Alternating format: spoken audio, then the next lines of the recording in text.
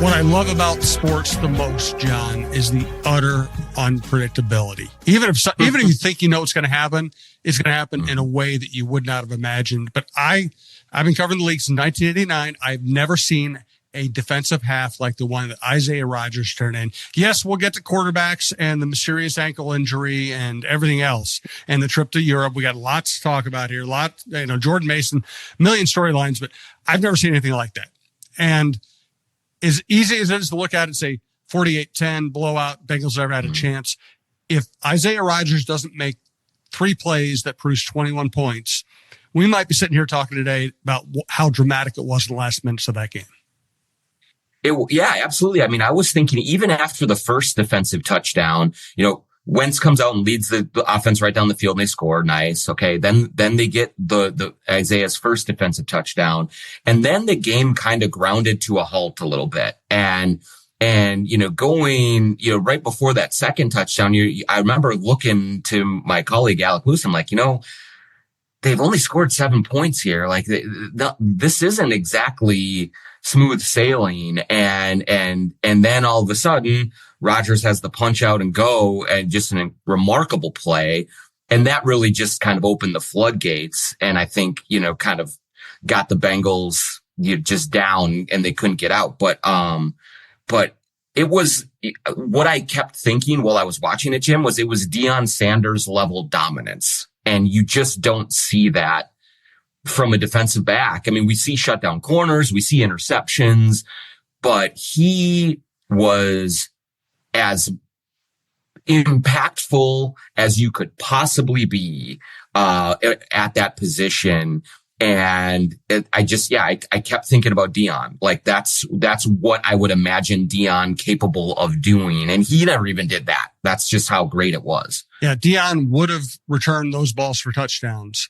Deion would not have gotten close enough to a ball carrier to punch the ball out.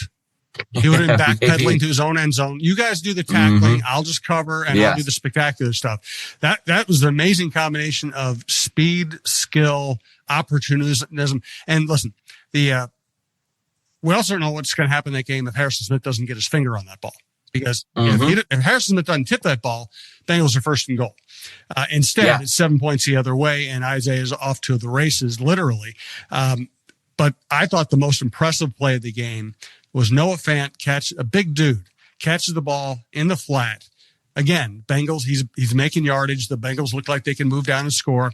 And for Rodgers to not only punch it out, but punch it out in a way that he can then pick it up and score. I really have never seen that. No, and that's, another one I look at comparisons. I mean, Peanut Tillman obviously is the master of that, but, and maybe he did that, at some point, but I thought the exact same thing, Jim. I was like, I have never seen a punch out work like that before, where you're coming from behind him, you knock it out. I thought while I was watching it in real time, I thought that he actually sort of came behind and grabbed it and just ripped it out. And I saw then the replay shows he punched it, but that's just how smooth the play was. And to be running full speed ahead at a player who has 30 pounds on you, 40 pounds on you, and then to have the presence of mind and the hand-eye coordination and everything that goes involved to make a play like that, then to scoop it up and go back the other way. It really was that was a historic performance. I mean, you put that up against any of the best defensive back halves games that you've ever seen, and it will be right there. That's not hyperbole at all with the degree of difficulty of the plays that he was making, the opportunism to not only make plays, but then turn them into scores. And then, supporting the run, making tackles, breaking up the pass against T. Higgins in the end zone as well. I mean, that was one where we saw the last time they played the Bengals, T. Higgins is just jumping over guys and grabbing it. And so, it wasn't just those 2 touchdowns, but it was so many other things. And, I mean, I don't even know what to say about it. It was that different from what I've ever seen before. And I've been doing this 25 years now. And the punch out in Jamar Chase, one of the great players in the game as well. By the way, everything you said was pretty much what Harrison Smith was saying last night. He was just standing there in awe, raving, using almost the same terminology. I guess I should introduce the show. This is the Viking Update Show. He's John Krawczynski from The Athletic. I'm Jim Souhan from the Star Tribune and from TalkNorth.com. Please check out our fantasy football show. Randy Shaver, Kevin Gorg, very funny, very knowledgeable. They both play in a million fantasy leagues. They have a good time. You would have a good time listening to that show. This is one of 3 Viking shows on the network. We also have Alec Lewis's show, which does a great job with, and Jeff Diamond, former Vikings general manager. We have all your sports covered. John, of course, does the John Krawczynski show on this network, one of our most popular shows. I'll remind everybody when your live John Krawczynski show is, John. Yeah, really exciting. September 27th. So this coming Saturday from 4 to 7 p.m. We'll have kind of a Wolves Festy day. We're going to have there's going to be an opening act. And that does a little bit of a show. The Crunch Wears No Pants guys are super funny and big time Wolves fans. And then around 5:30, we will go on. Dane Moore and I will go on, as kind of a season preview show, live from Headflyer. We'll have giveaways. I'm looking at a few special guests. Hopefully 1 or 2 come by to spend some time with us, answer some questions, mingle with the fans. And then we will, as always at Headflyer, we'll have a long Q&A session as well. So if you have questions about the team, if you have comments, come to Headflyer 4 to 7 p.m. on Saturday. Dane Moore and myself at with a Wolves Super Show. That should be a great time. I love those shows. Headflyer does a great job. John does a great job. They're always a good time. I highly recommend going out if you have any interest in the Wolves at all. You'll have more interest after you go to those shows. By the way, the Vikings Update Show is presented to you by Onyx Hunt, and we're coming to you from the Aquarius Home Services studio. Scott for Aquarius Home Services. Summer's packing up and chilly mornings are sneaking in. Don't face them with a cranky furnace, flickering lights, or a water heater that quits mid-shower. With $98 off any furnace, electrical, or plumbing repair, we'll fix the headaches so you can sip cider, rake leaves, or just pretend to rake leaves. Aquarius, local, trusted, and earning the right to be recommended. Schedule today at AquariusHomeservices.com. Hey, this is Randy Shaver. Along with Kevin Gorg, we host the show Fantasy Huddle on Talk North. Each week, we're going to break down the matchups for the NFL season and try to give you the best chance to win your fantasy football games each and every week. Join us for Fantasy Huddle on Talk North. Also, welcome back to the Minnesota State Lottery. We'll tell you more about our sponsors here in a little bit. All right, we'll get back to some more Rodgers and defense later, but we got to talk about quarterbacks. So fascinating to see Wentz. I followed his family into the stadium yesterday, by the way, and we're recording this on Monday morning. Fascinating to see Wentz as an older player, because the first drive, he played well. After that, it was up and down. He also, when it looked like he wanted to run away from people, he couldn't. He is not the athlete he once was, and he's doing all this, and J.J. McCarthy is standing on the sideline with no boot telling reporters that he felt good. So there's a lot going on here, man. What jumps out of that entire scenario? What jumped out at you the most? Yeah, I mean, the thing that jumped out at me the most was just that and I wrote about it at The Athletic, was, here is Carson Wentz coming in as a 32-year-old backup, has played now, has started for 6 teams in the last 6 years. No quarterback's ever done that. He has sort of suffered bruises and scars to both of his body and I think his playing reputation after starting off so well in Philadelphia. And so, in some ways you look at that and you say, well, what are you going to get from him? But I think that he's actually the perfect quarterback for Vikings lore. Like this organization does not have many of the golden boy, first round draft pick, franchise quarterback type players in its history. They have Fran Tarkenton. You had Dante before he got hurt. Cousins was never that level. But generally speaking, this organization takes quarterbacks who are a little long in the tooth, who have been pushed and battered around, and usually squeezes 1 or 2 good years out of them. And so in that respect, I think like Wentz seems very familiar. And Kevin O'Connell said that he was the least surprised in the building when Wentz played well and played efficiently, in the game. But really, if you're a Viking fan, you should expect this from, Case Keenum, Randall Cunningham, Jeff George, Wade Wilson, all sorts of different, Jim McMahon. Like they've found guys to come in when the quarterback situation is a little unsettled and play well enough. And so in that respect, he is a quintessential Vikings quarterback. We will see how long this lasts, but he certainly looked to me, Jim, just more comfortable than JJ has looked so far. And maybe that's because of Darisaw. Maybe that's because of the 2 defensive touchdowns that helped get the game on their side. But Carson Wentz looked in command and comfortable in the offense. And I think that made a difference, in the game. And what we're seeing over and over these days is that we used to think the quarterback has to save the franchise. Now more and more, I think we're saying franchise has to save the quarterback. Franchise has to help the quarterback. Daniel Jones ended up in a great situation. Indy, he's lighting it up. New York couldn't wait to get rid of him. We see it over and over now. I probably wasn't quite as impressed with Wentz as you were yesterday, but I thought he did enough. And the question is that a good first step and he's going to be better going on? Also, I think this organization wants to get back to JJ at the right time. The question is, what are they going to judge the right time to be? And we all know the right time will not be if Carson Wentz is on a 3-game winning streak.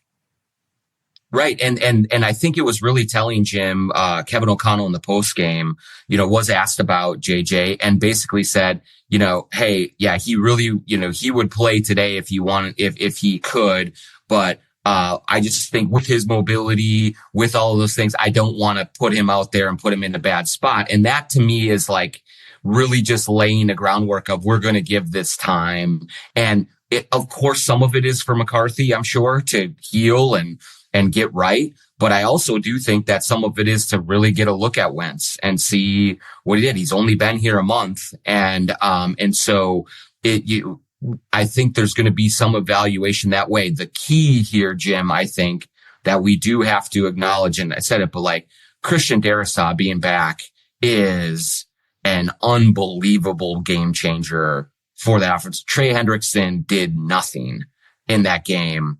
And one of the things in watching back games 1 and 2, yes, JJ missed throws. Yes, he was a little jittery, but there were many times where defensive linebackers were running free right at him and he had no chance. And so, what does it look like if he has that kind of protection? I think that could change things as well. And so I don't want to get in front of the horse and be like, yup, Carson Wentz, you got to stick with him. He looked great. It wasn't perfect. It wasn't great, but what it was to me was in control. And I think that sometimes in the first 2 weeks, JJ has looked a little out of control, as you would expect a 22-year-old doing this for the first time, running for his life to be. But Wentz just looked comfortable back there, and it helped to open things up for this offense in a way that we hadn't seen in the first 2 weeks. And when we did see it briefly from McCarthy, it was when he had a running game. And they had a running game yesterday. We'll talk about Jordan Mason here in a second. I want to ask you, have you ever driven past a piece of land and wondered who owns that, or maybe you need to know exactly where a property line runs? That's where OnX Hunt comes in, and it's not just for hunters. There are folks using OnX for the job every day throughout the country, from farmers and ranchers mapping out their fields, wildland firefighters navigating rough terrain, to construction workers needing to know who owns what property. This app offers something for everyone. If you need the best land ownership maps, aerial imagery, and property boundaries in your pocket, OnX Hunt is the tool for the job. Try it free for 7 days. Download OnX Hunt in the app or Google Play Store, or visit onxmaps.com/hunt to get started. I also want to tell you about Twill in the Edina Galleria. As always, I'm wearing Twill right now. Johnny O hat. I think this is a Johnny O shirt, perfect for fall. And I favor Johnny O. They're a Peter Millar Crown Shop. There aren't many of those. It tells you how well established Twill in the Edina Galleria is. TwillMN.com. Twill by Scott Dayton is the full name. But Scott just goes out and finds these incredible brands. Sometimes he finds these incredible accessories. He traveled to Vietnam to find hand-woven belts and trinkets.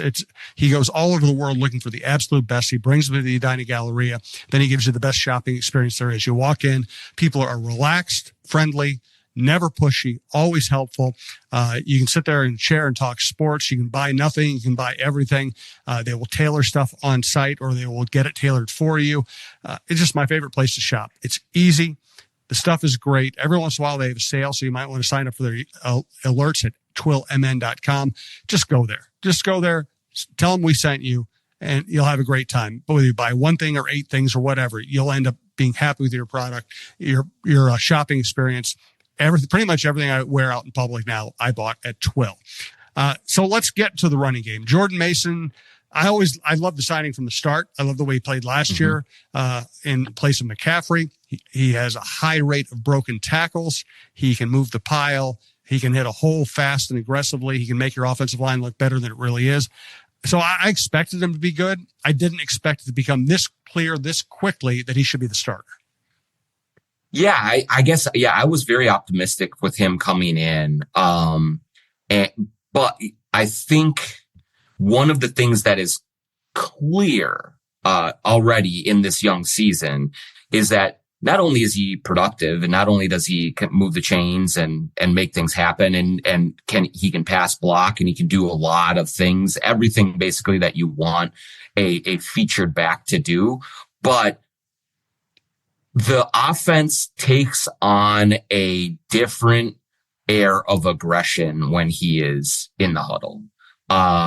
He is a hard-nosed runner, and when he is delivering the blow, the way that he does, I think everyone else in that huddle kind of takes something from that and gets a little extra juice, because he comes in and he just dictates the terms of engagement. And so I think that mentality and that approach is almost as important as what he is doing when the ball is in his hands, just from a yardage and touchdowns and all of that standpoint. Offensive linemen love to block for runners who get the ball, get up the field, and run someone over while they're doing it. That's just something that kind of just injected into their veins. That's what they would prefer. And so he does that, and it makes a huge difference. Again, that's one other thing. Like you said, Jim, that when evaluating JJ McCarthy versus Carson Wentz, like, there was not a lot of room to run. And, they were kind of trying to find the right mix between Aaron Jones and Jordan Mason. But that offense had more of an identity on Sunday against the Bengals. And a lot of it was because they just could give the ball to Jordan Mason and get 6-7 yards every time he touched it. There's so much mystery around this team right now. We're only 3 weeks in. We don't know for sure whether Darisaw really wanted to be out there yesterday. He ended up playing well, and they did pull him, when they could. I'm not sure he was 100% confident that he should be playing. I think they talked him into it by saying, hey, we'll get you out if it's not going well. If you feel anything, we'll of course get you out. But I think they really wanted him on the field, and I think he was a little worried. He ended up playing great, which is a great sign for this team. We don't know how Ryan Kelly's a guy with a history of concussions. We don't know how quickly or well he's going to come out of concussion protocol. He would make a big difference. And then you have Harrison Smith with his mystery ailment. He finally makes it back yesterday. I thought he played well. Again, that tip pass to Isaiah Rodgers might have been the turning point of the game. He seemed really happy and energized after the game, so I think he's feeling really good. And I don't think we'll ever be able to talk about what was wrong with him. But they finally get him back, and then you have this quarterback position, which is all mystery all the time. And then they're going to go to Dublin. I'm actually leaving tomorrow night to go to Dublin to watch them play Aaron Rodgers and the Steelers. The NFL, I'm going to repeat myself. I apologize for being the old guy who repeats himself a lot, but when I started covering the league, the NFL didn't know what it had. It didn't know that it could captivate people 12 months of the year. It didn't even try. It was a 6-month league, and they shut down the other 6 months pretty much, at least from the public's standpoint. And now they realize, God, you got a storyline. just blow it up, baby. Get the Super Bowl rematch early in the season, get the best teams playing on the night games early in the season. Let's see Mike Tomlin, former Vikings defensive coordinator, and Aaron Rodgers, quarterback who was wooed by both teams, playing against the Vikings in Dublin. Let's do it all.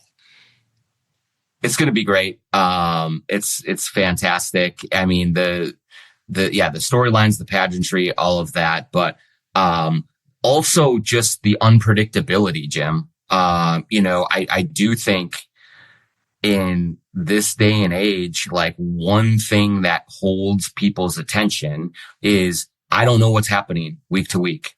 And that is the case. I mean, Indianapolis coming out of nowhere to look like they're, just blowing people's doors off. The Vikings looking terrible in week 2 and now in week 3, just having a historic defensive performance and blowing the Bengals out. I mean, who knows what's going to happen in Dublin when everyone is, Vikings fans are still wiping the crust out of their eyes at 8:30 in the morning and they're watching the game, and how that's going to look. And so when you settle in either into your seat at the stadium or, on your couch and you're watching on TV or at the bar or whatever, you legitimately have no idea. You can have thoughts of it. You can have hopes and you can have worries and all of those things, but shoot, heck if I know, what's going on. And that is an intoxicating situation. Anything could happen and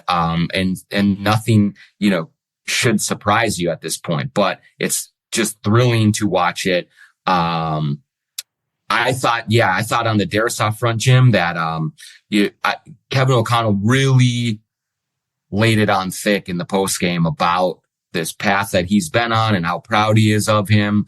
And that I'm sure is all very genuine on Kevin O'Connell's part, but I think it's also a big public hug to a guy who seems to have been going through it. And this was a devastating injury. But there was also, there was a lot of sort of, I don't know if weirdness is the right word, but, ambiguity kind of the last couple of weeks and what's going to happen. And I think that the Vikings essentially were going out on a little bit of a limb and trying to talk Darisaw into being, hey, you are ready. We are not going to, put you in harm's way, and see it go that well. And then for O'Connell to be as vocal about, the emotions that he was feeling watching Darisaw get back out there, it tells you that this was not just an open and shut case that he was going to play. And what a difference though. For a left tackle to really control a game the way that he did, that was remarkable. No doubt about it. All right. More on the offensive line, more on the defense, more on the upcoming game. We'll do our pick here in a second. Want to tell you that we are glad to have the Minnesota State Lottery back on the network. She's Jan, the ultimate Vikings fan. Welcome to the Vikings Jan Show Fan Show. My special guest today is Victor, the Vikings mascot. Victor, who you got for the Vikings game this week? I'll take that as Vikings. So that's our show. We'd like to thank our sponsor, the Minnesota Lottery, who reminds you this could be your year. So play the new Vikings Scratch game for a shot at $100,000, game tickets, and more. Minnesota Lottery. I'm in. Must be 18 or older to play. And here's Talk North star Michael Russo, who does our hockey show for Clamshell Beach Resorts. Hey, have you been dreaming of a lake cabin lifestyle with boating, fishing, and family fun in northern Minnesota? Well, lately I've thought a lot about how cool it would be to have a getaway like so many Minnesotans. And if you're like me, you probably think that owning your own lakeside getaway is beyond your budget. Well, if you think lake cabin real estate prices keep going up, well, think again. This is Russo, and I'm here to tell you there is an affordable way to enjoy a cabin lifestyle and all that goes with it. And yes, I said affordable. I founded a Clamshell Beach Resort, which is located on the Whitefish chain of 14 lakes for you and your family to enjoy. Here's how. Clamshell has lake homes that offer deeded fractional ownership, and the keywords there are deeded and fractional. You own it. Imagine having 5 weeks a year to enjoy Clamshell with its beaches, pool, and lodge that's full of kids' activities. Is golf your game? There's a great golf course right across the road. Like winter sports? Well, you can go ice fishing, cross-country skiing, or snowmobiling right out the door at Clamshell. And there's no maintenance, no grass mowing, no snow removal. It's done all for you. And you can own a share of Clamshell Beach Resort at an affordable price. To learn more about ownership opportunities at Clamshell Beach Resort, go to cottagesonwhitefish.com or contact Pat Egan at 612-220-9819. That's cottagesonwhitefish.com or Pat Egan at 612-220-9819.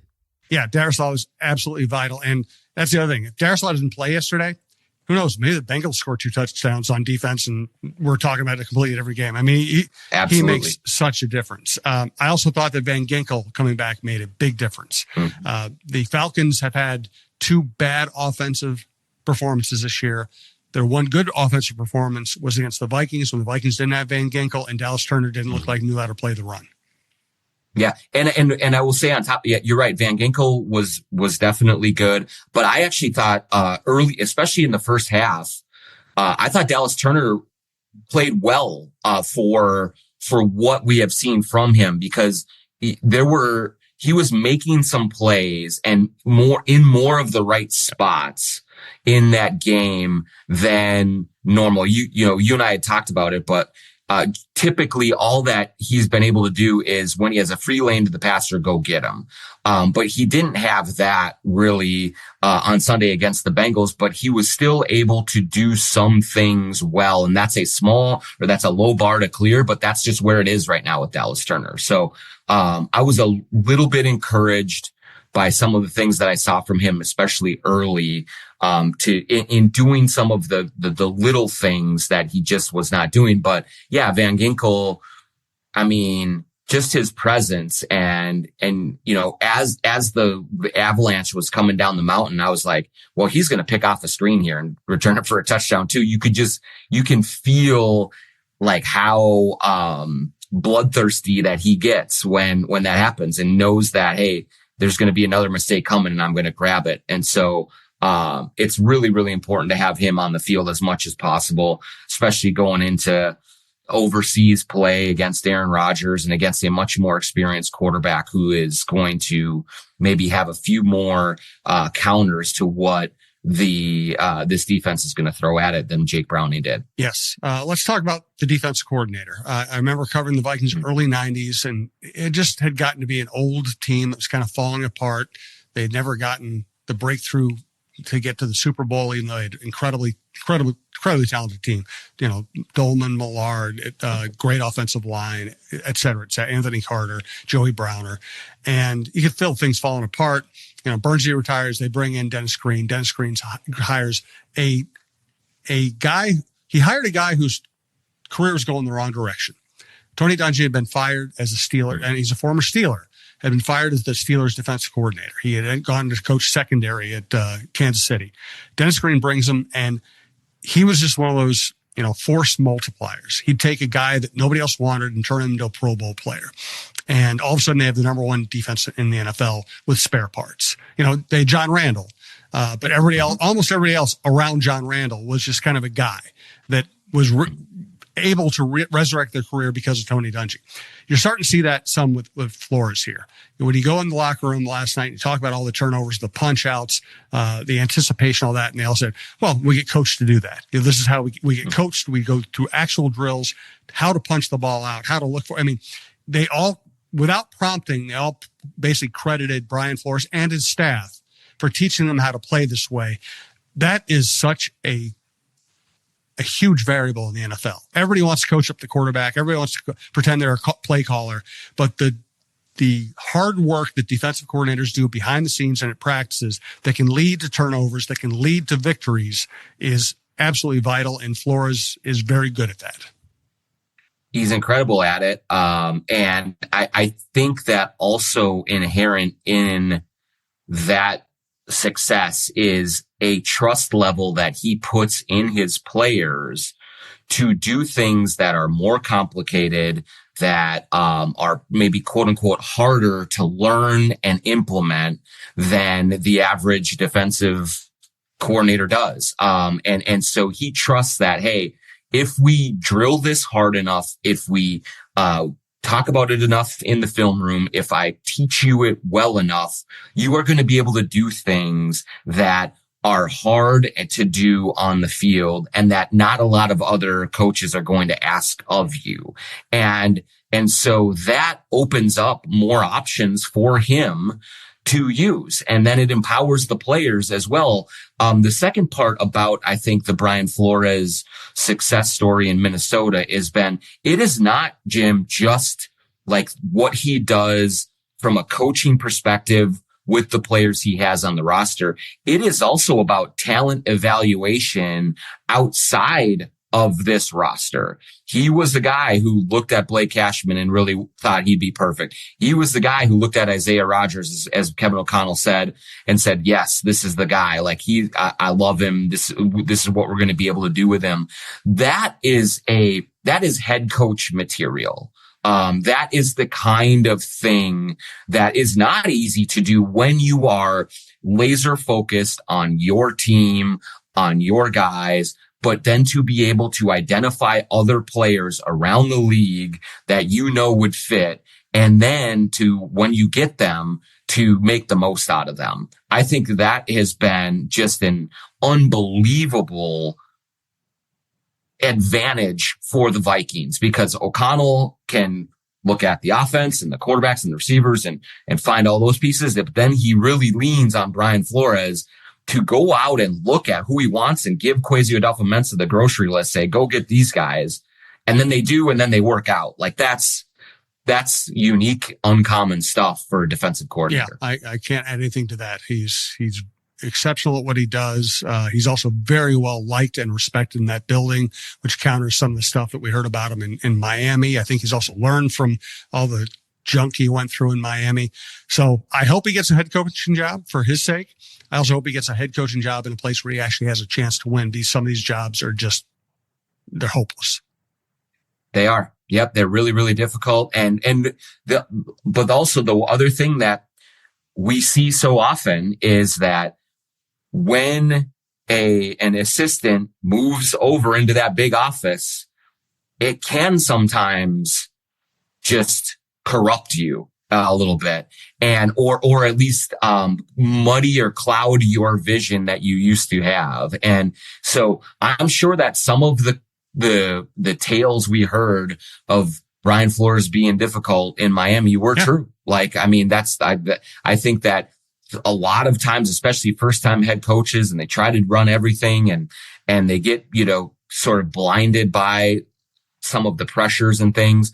But also to your point, Jim, like there are good jobs and there are bad jobs. And I know there's 32 of them. And so you take what you can get, but yeah, there are places to go and places to avoid.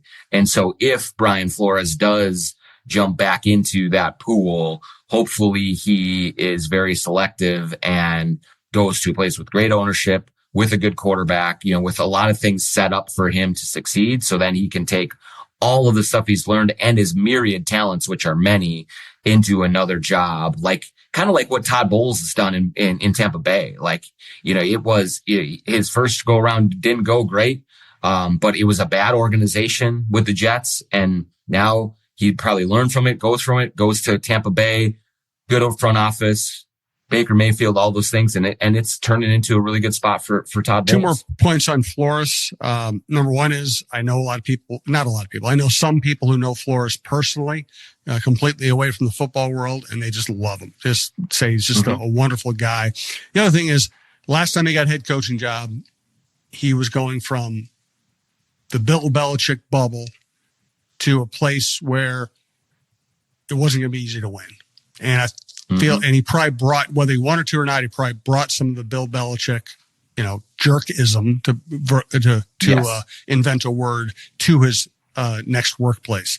I think being with O'Connell, being in an organization that treats players really well, being in what has become a very classy organization, I think has really opened and this is me guessing, has really opened his eyes that you don't have to be Bill Belichick to win in this league. And I think that's been great for him. It's such a great point, Jim, because we have looked at the Bill Belichick coaching tree and how much of that has worked, right? I mean, Josh McDaniels, Matt Patricia, Like a lot of these guys, even Bill O'Brien to an extent, a lot of these guys, and I don't think O'Brien was quite in this ilk, but certainly McDaniels and Patricia were, and a few others. They have so much success in New England, and the way so you think like this has got to be the way. But in some ways, that's the hardest way to do it. If you're just going to be an asshole like that, you better be a freaking genius. And that's what Bill Belichick is. And we're also finding out, hey, maybe Tom Brady was a little bit more. I mean, I still think if he hadn't had Tom Brady in his lap, that he'd have been a good, not great coach.